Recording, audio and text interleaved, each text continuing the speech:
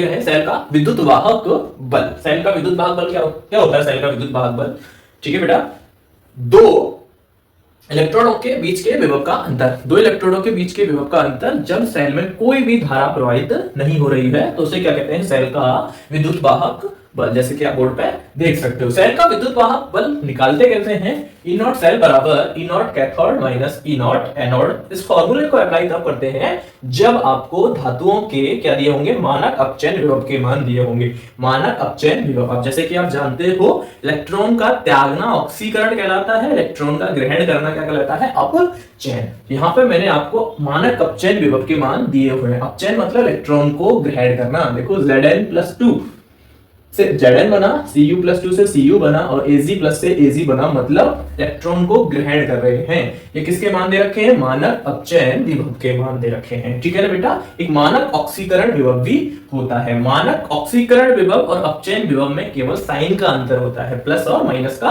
अंतर होता है। जैसे यहाँ पर Zn+2 से Zn बना है, मतलब Zn+2 से Zn बनते समय इसने दो इलेक्ट्रॉन को क्या किया है? ग्रहण किया है, तब ये क्या बन गया? Zn बन गया। तो ये किसका मान है? ग्रहण करना अपचयन, मानक अपचयन विभव का मान कितना है? माइनस के 0.76 वोल्ट। लेकिन अगर ये Zn से Zn+2 बनता तो ये साइन क्या हो जाता है? यहाँ पे चेंज हो जाता, ये प्लस का 0.76 हो जाता, तो वो मानक ऑक्सीकरण विभव हो जाता, ठीक है। और इस फॉर्मूले को अप्लाई तब करना है जब मानक अपचयन विभव के मान दिए होंगे, ठीक है। देखिए आपको एक हिट एंड ट्रायल जो ऑलवेज अप्लाई हो जाए और हमेशा अप्लाई हो तो ये भी जाएगा, लेकिन बिल्कुल आसान हो जाए आपके लिए, उसके लिए मैं आपको एक हिट एंड ट्रायल फॉर्मूला और दे सकता हूं। मानक अपचयन विभव, सॉरी, सेल का विद्युत वाहक बल निकालने का फॉर्मूला, सेल का विद्युत वाहक बल निकालने का formula E naught cell is equal to E naught oxidation, oxidation को अपन हिंदी में क्या बोलेंगे? ऑक्सीकरण। ई नॉट ऑक्सीकरण, ई नॉट ऑक्सीकरण प्लस ई नॉट अपचयन। ई नॉट ऑक्सीकरण और ई नॉट कौन बेटा?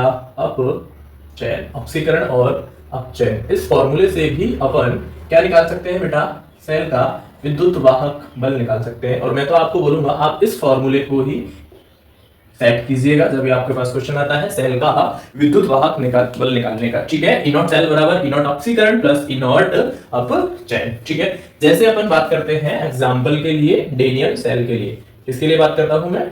डेनियल शेल के लिए, डेनियल शेल के लिए, डेनियल सेल के लिए, ओके। डेनियल सेल के लिए, डेनियल सेल आप जानते हो दो छड़ होते हैं Zn, Zn से क्या बन जाता है? Zn+2 बन जाता है, और बेटा Cu+2 उस इलेक्ट्रॉन को ग्रहण करके किस में अपचयित हो जाता है? Cu में, ठीक है। ये एक डेनियल सेल का निरूपण है। आपको अच्छे से आपको आता है कि ये होता है एनोड, ये कौन होता है बेटा? एनोड होता है, और ये होता है बेटा कैथोड, कौन होता है? ये कैथोड होता है, ठीक है। एनोड पर ऑलवेज क्या होता है? ऑक्सीकरण होता है। एनोड पर क्या होता है? ऑक्सीकरण होता है। देखिए Zn से क्या बना? Zn+2। और बेटा कैथोड पर क्या होता है? अपचयन होता है। कैथोड पर क्या होता है? अपचयन होता है, ठीक है। ऑक्सीकरण और अपचयन, ठीक है। अब मुझे डेनियल सेल के लिए विद्युत वाहक बल निकालना है, तो वही बात बेटा, कौन? E naught cell is equal to E naught oxidation, sorry, E naught oxidation plus E naught reduction, ठीक है। ऑक्सीडेशन ऑक्सीकरण, रिडक्शन मतलब अपचयन। ध्यान से सुनिए, E naught cell oxidation, E naught oxidation कहाँ होता है? ऑक्सीडेशन Zn से Zn+2 में ऑक्सीडेशन होता है। लेकिन बेटा ध्यान से सुनिए, Zn से Zn+2 मतलब उसने Zn से दो इलेक्ट्रॉन त्याग कर क्या बनाया? Zn+2, तो मतलब कौन सा काम कर रहा है? ऑक्सीकरण। लेकिन यहाँ पे देखो, यहाँ पे मान जो दे रखा है वो दे रखा है Zn+2 से Zn, मतलब यहाँ पर मानक अपचयन विभव का मान दे रखा है, लेकिन अपन को क्या चाहिए यहाँ पे? ऑक्सीकरण। तो चिन्ह को परिवर्तित कर दो। चिन्ह कितना है? -0.76, तो इसको कर दो प्लस का 0.76, 0.76 volt plus E naught reduction. देखो रिडक्शन किसका हो रहा है? अपचयन किसका हो रहा है? Cu+2 से Cu, और यहाँ पे मान भी कितने रखा है बेटा? अपचयन Cu+2 से Cu, तो इसमें रखो बेटा कितना? 0.34 वोल्ट। दोनों को जोड़ो तो क्या निकल के आएगा? ई नॉट सेल बराबर कितना बेटा? सो जोड़ो कितना है? 1.10 वोल्ट, 1.10 वोल्ट। तो बेटा ये किसके लिए मान निकल के आया है? इसके लिए मान निकल के आया है डेनियल सेल का विद्युत वाहक बल ये होता है। एक और है, एक क्वेश्चन और करा के दिखाऊं मैं आपको। एक आपको शेल आरेख दे रखा है, क्वेश्चन है एक शेल आरेख है, एक शेल आरेख है, एक शेल आरेख कुछ इस प्रकार है बेटा, ध्यान से सुनो। एक शेल आरेख कुछ इस प्रकार है कि Cu से क्या बना, Cu+2 और लवण सेतु, ये दो डंडी किसको दर्शाती है? लवण सेतु को। क्या बन गया? Ag प्लस से कौन बन गया? Ag बन गया। तो आपको पता होना चाहिए कि सर ये होता है कौन? एनोड, और ये होता है कौन? कैथोड। कौन होता है? एनोड और कैथोड होते हैं, ठीक है, पता होना चाहिए आपको। पहला वाला एनोड होता है, दूसरा कैथोड होता है। एनोड पर क्या होता है? ऑक्सीकरण। एनोड पर क्या होता है?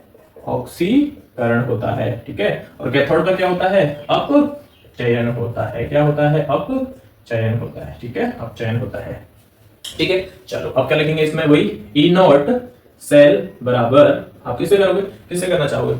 ऑक्सीडेशन और रिडक्शन वाले से, ठीक है। E naught oxidation plus E naught reduction है, ध्यान से समझना है इसको। ई नॉट सेल बराबर E naught oxidation. E naught oxidation क्या होता है? ऑक्सीडेशन देखना, ऑक्सीडेशन कहां हो रहा है? ये रहा, Cu से Cu+2। लेकिन बेटा ध्यान से सुनो, हमको मान क्या दे रखा है? Cu प्लस से Cu, तो क्या कर देंगे अपन इसको? माइनस में ले आएंगे, तो लेके आओ माइनस के 0.34। ऑक्सीडेशन अपन को दे रखा मानक अपचयन विभव का, लेकिन हमें पता है कि इसमें क्या हो रहा है? ऑक्सीडेशन, ठीक है।